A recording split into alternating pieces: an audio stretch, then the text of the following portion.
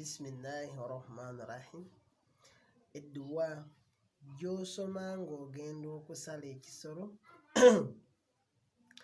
edduwa gye tusoma ng'ogenda okusala ekisolo kyonna, kebeera enkoko oba embuzi oba ente, edduwa eryo emu gye ngenda okubeera nga nfunza mu ka audio akatono.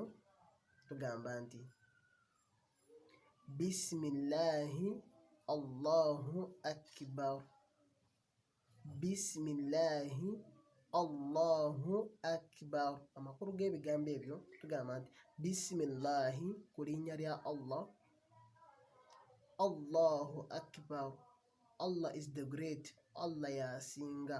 N'osala ekisolo nga kisiimye, kyebagamba nti tokkirizibwa kusala kintu kyonna oba okulya ekintu kyonna ekitasomeddwako basimala, tokkirizibwa okusala oba okulya. Barakallahu fiikum.